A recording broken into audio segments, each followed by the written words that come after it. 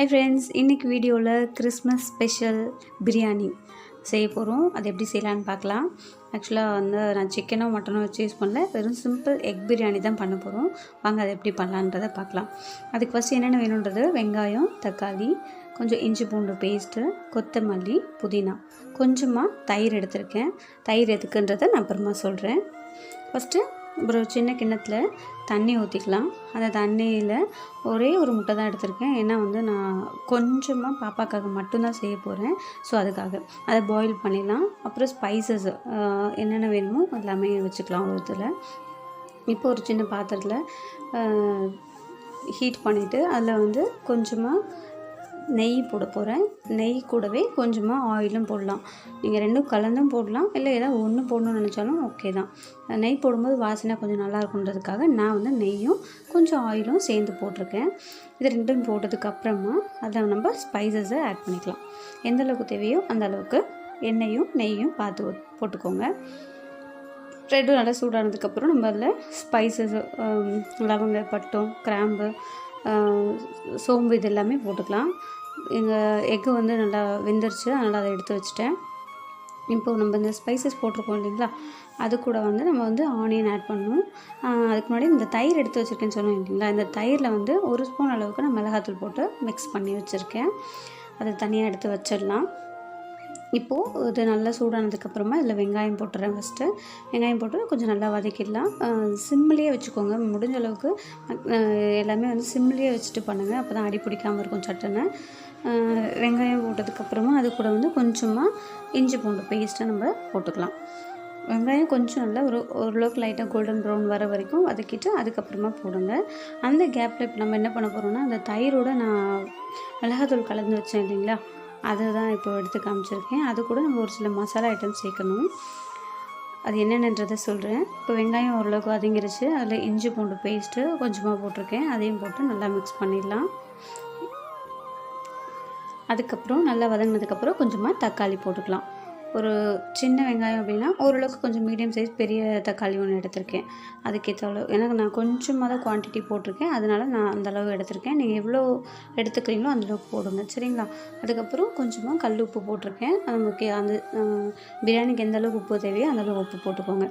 போட்டுட்டு நல்லா மிக்ஸ் பண்ணி நல்லா அது கொஞ்சம் ஒரு 2-3 நிமிஷம் வரைக்கும் நல்லா வந்து வதங்கட்டும்.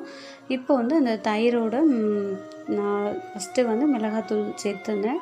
மிளகாத்தூள் வந்து குழம்பு மிளகாத்தூள் தான், அதிலே தனியா எல்லாமே கலந்து சேர்த்துருப்பேன். அதோட 1 ஸ்பூன் அளவுக்கு கறி மசாலா தூளும், ஒரு 1/4 ஸ்பூன் அளவுக்கு மஞ்சள் தூளும் போட்டு நல்லா மிக்ஸ் பண்ணிடுறேன். அதோட இப்படி தான் இருக்கணும், அது ஒரு ஸ்மூத் பேஸ்ட் மாதிரி இருக்கணும். ரொம்ப தண்ணியும் இல்லாமல் ரொம்ப வந்து திக்காகவும் இல்லாமல் ஓரளவுக்கு இந்த அளவுக்கு இருக்கணும்.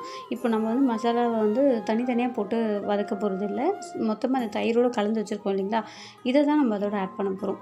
ஸோ அந்த வெங்காயம், தக்காளி, அந்த ஸ்பைசஸ் வதங்கும் போது அது கூடவே கொஞ்சமாக புதினா, கொத்தமல்லியும் போட்டு வதக்கிக்கலாம். அது வதங்கும் போது போடும்போது அது இன்னும் கொஞ்சம் நல்ல டேஸ்ட் ஃப்ளேவர் கொடுக்கும். ஸோ அதுக்காக தான். அப்புறம் லாஸ்ட்டாக கொஞ்சம் தூவுறதுக்கும் தனியாக எடுத்து வச்சுக்கலாம், சரிங்களா. இது நல்லா வதங்கிடுச்சு. இந்த ஸ்டேஜில் ஓரளவுக்கு ஒரு 5 மினிட்ஸ் 10 மினிட்ஸ் அடி பிடிக்காமல் நல்லா வதங்கிக்கிட்டே இருக்கணும். நல்லா வதங்கி ஒரு கிரேவி மாதிரி ஆனதுக்கப்புறமா நம்ம அந்த தயிரில் கலந்து வச்சுருக்கோம் இல்லைங்களா, அந்த தயிரை அதில் போடுவோம். இப்போது பாயில் பண்ண எக்கை தோலை உரிச்சிட்டு அதை வந்து சும்மா 4 சைடும் கத்தியால் லைட்டாக கீறி விட்டுக்கலாம். அப்போ தான் அந்த எக்குக்குள்ளே வந்து மசாலாலாம் உள்ளே இறங்கும், அதுக்காக சும்மா கீறி வச்சுக்கலாம். இப்போ வெங்காயம், தக்காளி, அந்த ஸ்பைசஸ் எல்லாம் நல்லா வதங்கிடுச்சு. இப்போ நம்ம தயிரில் கலந்து வச்சுருந்தீங்களே பேஸ்ட்டு, அந்த பேஸ்ட்டை வந்து அந்த வெங்காயத்தோடு போட்டு நல்லா மிக்ஸ் பண்ணிக்கலாம்.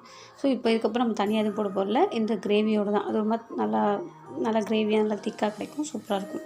ஸோ இதை போட்டுட்டு இதில் இருக்கிற அந்த ரா ஸ்மெல்ல போகணும். அதுக்காக ஒரு 5 மினிட்ஸ் வரைக்கும் சிம்லேயே வச்சு நல்லா கொஞ்சம் வதக்கி விட்டுக்கலாம். முடிஞ்சாலும் மூடி போட்டு கூட வதக்கிக்கலாம், ஒன்றும் பிரச்சனை இல்லை.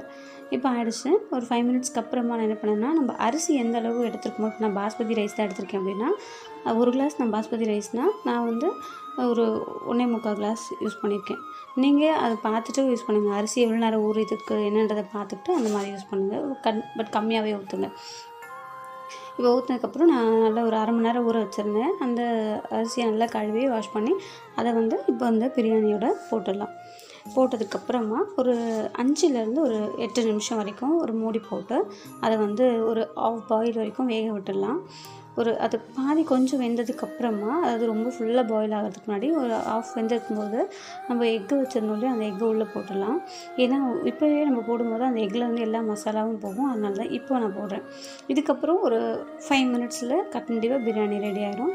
ஸோ சிம்லேயே வைங்க, ஹையில் வைக்காதீங்க, சிம்மில் வைங்க. சைடில் வந்து நம்ம ஒரு சின்ன தாளிப்பு கரண்டியில் ஒரே ஒரு டீஸ்பூன் அளவுக்கு நெய் போட்டு அதில் வந்து கொஞ்சமாக முந்திரி பருப்பு வறுத்து எடுத்துக்க போகிறேன். இது ஆப்ஷனல் தான், உங்களுக்கு விருப்பம்னா பண்ணிக்கோங்க. இது சும்மா மேலே வந்து டெக்கரேட் பண்ணுறதுக்காக. இது நீங்கள் விருப்பப்பட்டுச்சுன்னா கொஞ்சம் நிறையா போட்டு நம்ம பிரியாணி செய்யும்போது ஸ்டார்டிங்கில் வெங்காயம் தக்காளி வதக்கும் போதே கூட நம்ம போட்டு கூட செய்யலாம். பட் நான் இது சும்மா மேலே வந்து டெக்கரேட் பண்ணுறதுக்காக லாஸ்ட்டாக கொஞ்சமாக ஒரு 4 முந்திரி வறுத்து வச்சுருக்கேன். அவ்வளோதான். கரெக்டாக ஒரு 5 மினிட்ஸில் சிம்லேயே வச்சு செய்யுங்க. பிரியாணி கண்டிப்பாக நல்லா டேஸ்ட்டாக உதிரியாக சூப்பரான ஒரு பிரியாணி ரெடி ஆக போகுது. இப்போ ஓப்பன் பண்ணி பார்த்துடலாம். பார்த்திங்கன்னா பிரியாணி பர்ஃபெக்டாக கரெக்டாக வெந்திருக்கு. ஸோ சுட சுட பிரியாணி, எக் பிரியாணி ரெடி ஆயிடுச்சு. ஆக்சுவலாக இன்றைக்கி ஏகாதசின்றதுனால சிக்கனோ மட்டனோ வாங்கி என்னால் பிரியாணி செய்ய முடியல. I am really sorry. But நேற்று 2-3 பேர் வந்து பிரியாணிக்காக வெயிட் பண்ணுறேன்னு கமெண்ட் பண்ணுறீங்க. அதனால் அவங்கள ஏமாற்றக்கூடாதுன்றதுக்காக சிம்பிளாக எக் பிரியாணி வந்து பாப்பாவுக்கு மட்டும் குவான்டிட்டி ரொம்ப கம்மியாக வச்சு செஞ்சுருக்கேன். ஸோ அது ஸ்பெஷலாக ரொம்ப ஸ்பெஷலாக அவங்களுக்காக டெடிகேட் பண்ணுறேன். பிரியாணி கேட்ட கமெண்ட் பண்ணியிருந்த உங்களுக்காக. சரிங்களா? ஸோ அவ்வளோதான். சூடாக பிரியாணி ரெடி ஆயிடுச்சு. நீங்களும் இந்த மெத்தடில் ட்ரை பண்ணி பாருங்கள். கிறிஸ்மஸ் நல்லா செலிப்ரேட் பண்ணுங்கள், என்ஜாய் பண்ணுங்கள். எல்லாருக்கும் கிறிஸ்மஸ் தின வாழ்த்துக்கள். ஸோ இந்த பிரியாணி உங்களுக்காக தான். நீங்களும் ட்ரை பண்ணி பாருங்கள், என்ஜாய் பண்ணுங்கள். நெக்ஸ்ட்டு இதே மாதிரி ஒரு வீடியோவில் மீட் பண்ணுறேன். பாய்.